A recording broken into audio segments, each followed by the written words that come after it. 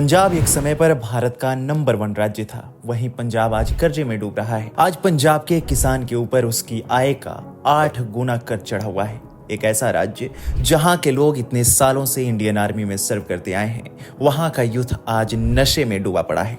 वहां रोज नए नए गैंगस्टर तैयार हो रहे हैं। पर सवाल है, क्यों? जो राज्य हमारे देश में हरित क्रांति लेकर आया, वो आज इतने बुरे हालात में कैसे है? आखिर इन सब का जिम्मेदार कौन है? यह क्यों हो रहा है? आज की वीडियो में हम यही समझने की कोशिश करेंगे। उससे पहले यदि आपने अभी तक हमारे चैनल को सब्सक्राइब नहीं किया है तो इसे सब्सक्राइब करें और वीडियो को लाइक करें।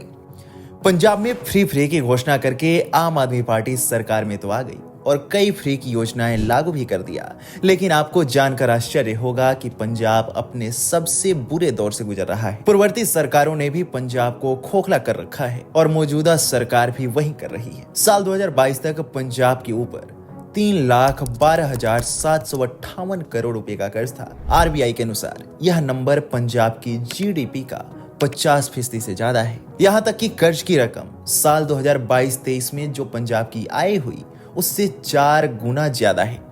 पंजाब ने 2020-21 में कुल 32,258 करोड़ का कर्ज लिया और इस कर्जे का 99% से ज्यादा हिस्सा पहले जो कर्ज लिया गया है उसको चुकाने और उसका ब्याज देने में निकल गया। इससे समझ में आता है कि पंजाब एक डेब्ट ट्रैप के अंदर फंसा पड़ा है।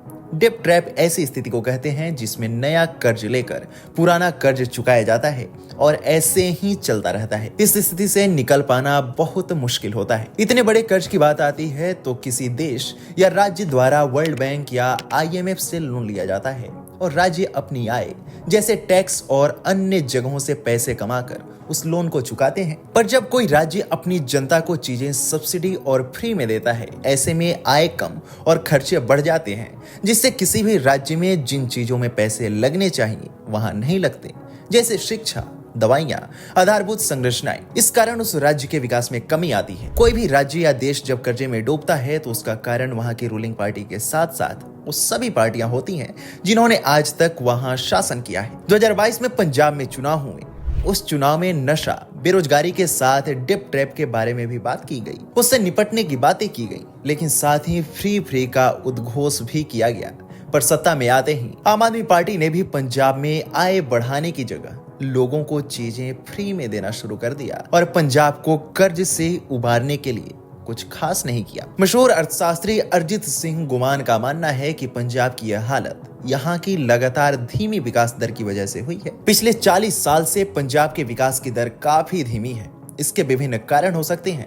चलिए उन कारणों को भी समझ लेते हैं। अगर पंजाब में पैसे कमाने की बात की जाए तो यहाँ का मुख्य व्यवसाय खेती रहा है। 1967 में हरित क्रांति में भी पंजाब ने मुख्य भूमिका निभाई थी, पर उसके बाद किसान अपनी फसल की उपज बढ़ाने के लिए रसायनों का प्रयोग करने लगे। एक बार के लिए तो पंजाब की जीडीपी भारत में सबसे ऊपर आ गई थी और किसानों की आय भी 70% बढ़ गई थी, लेकिन रसायन की वजह से यहाँ की जमीनें खराब होने लगी, जिसका नतीजा यह हुआ कि खेतों में उपज कम होने लगी और पंजाब की जीडीपी पर इसका काफी बुरा प्रभाव पड़ा। पंजाब में खेती की जगह अन्य उद्योगों का भी विकास करना चाहिए।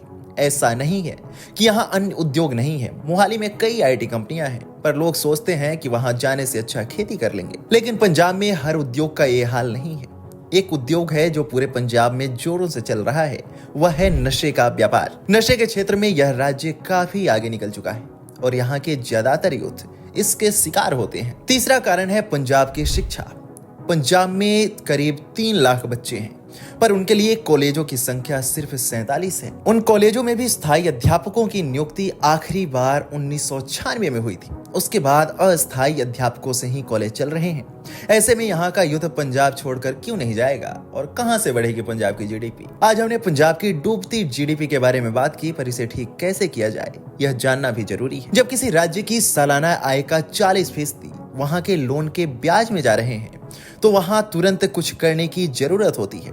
जैसे उस राज्य की आर्थिक पॉलिसी को अच्छे से बनाने की जरूरत है। दूसरा है प्रो बिजनेस पॉलिसी, ताकि लोगों को रोजगार मिले। पंजाब को इस मुसीबत से निकालने के लिए केंद्र सरकार को सालाना फंड देना चाहिए और सत्ताधारी पार्टी को यह सुनिश्चित करना चाहिए कि उस फंड को राज्य की स्थिति को सुधारने में लगाया जाए। आपको हमारी यह वीडियो कैसी लगी हमें कमेंट सेक्शन में जरूर बताएं।